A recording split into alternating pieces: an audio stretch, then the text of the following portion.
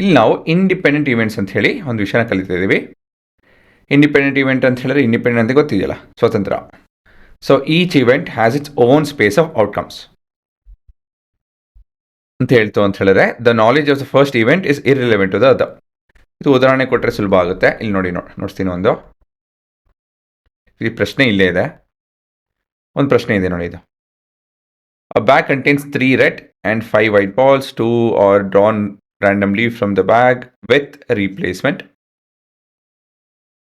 Sarina, what is the probability that the second ball is white given the first ball is red? ಪ್ರಶ್ನೆಗೆ so ಇಲ್ಲಿ ನೋಡ್ಬೋದು 3 + 5. First draw ಕೆಂಪು ಎಳಿತಾ ಇದ್ದೀವಿ.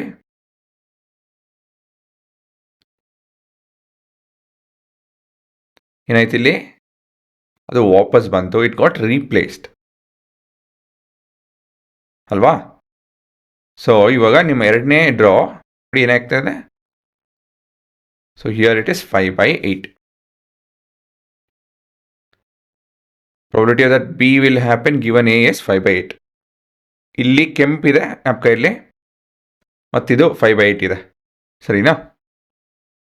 So ಸ್ವಲ್ಪ ಬದಲಾಗುವಂಥ ಒಂದು ಈವೆಂಟು.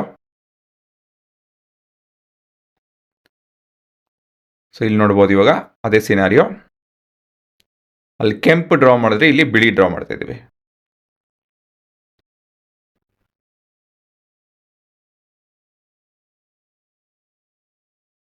ಏನು ವ್ಯತ್ಯಾಸ? ಅಲ್ಲೂ ಕೂಡ 5/8 ಇತ್ತು, ಇಲ್ಲಿ ಕೂಡ 5/8 ಇದೆ. ಅಲ್ಲಿ ಕೆಂಪಿತ್ತು, ಇಲ್ಲಿ ಬಿಳಿ ಇದೆ. ಫಸ್ಟ್ ಇವೆಂಟಲ್ಲಿ ಏನೇ ಆದ್ರೂ ಸೆಕೆಂಡ್ ಇವೆಂಟು ಉತ್ತರ ಬದಲಾಗಲಿಲ್ಲ. So that's an example of independent event. Each event has its own space of outcome. The knowledge of the first event is irrelevant to the other. Irrelevant ಅಂತ ಹೇಳಿದ್ರೆ ಅಟಕುಂಟು ಲೆಕ್ಕಕ್ಕಿಲ್ಲ ಅಂತ ಲೆಕ್ಕ. ಸರಿನಾ? ಅಫಿಷಿಯಲ್ ಡೆಫಿನೇಷನ್ ಏನಪ್ಪಾ ಅಂತ ಹೇಳಿದ್ರೆ E and F are said to be independent if probability of the occurrence of one of them is not affected by the occurrence of the other. ಸರಿನಾ?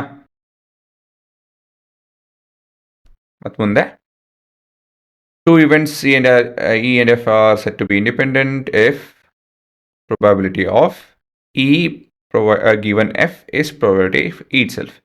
ಅಂತ ಹೇಳಿದ್ರೆ ನಮ್ಮ ಎಫ್ ಏನೇನು ಹಾಕ್ಕೊಬೋದು, ಈ ಏನಾಗಬೇಕೋ ಅದೇ ಆಗುತ್ತೆ ಅಂತ ಹೇಳಿ. Probability of F given E ಅಂತ ಹೇಳ್ತಂದ್ರೆ probability of F itself. ಸರಿನಾ? ಸೊ ಎಲ್ಲ ಅದನ್ನೇ ರಿಫ್ಲೆಕ್ಟ್ ಮಾಡ್ತದೆ. ಅದೇನು ವ್ಯತ್ಯಾಸ ಏನಿಲ್ಲ. ಕೊನೆಯದಾಗಿ ಈ ಫಾರ್ಮುಲಾ ಇದು ಎಲ್ಲಿಂದ ಡಿರೈವ್ ಮಾಡಿದ್ದಾರೆ? ಇಲ್ಲಿಂದ ನೋಡಿಸ್ತೀನಿ.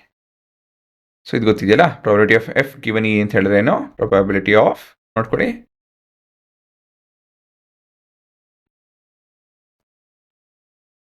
B intersect A divide by probability of A B ಬರ್ತಿದ್ದೇನೆ.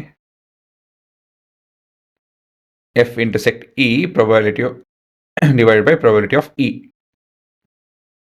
ಇದೇ ಹೇಗಿದ್ರೂ ಪ್ರೊಬಬಿಲಿಟಿ ಆಫ್ ಎಫ್ ಎನೇ. ಇದನ್ನು ರೀಅರೇಂಜ್ ಮಾಡ್ತು ಅಂತ ಹೇಳಿದ್ರೆ ಈ ಪರ್ಟಿಕ್ಯುಲರ್ ಈಕ್ವೇಷನ್ ಬರುತ್ತೆ ಅಲ್ವಾ? ಸೊ ಓವರಾಲು ಈ ಮೂರೂ ಅದೇ ಐಡಿಯಾ ಕೊಡ್ತಾ ಇದೆ. So this is your independent event.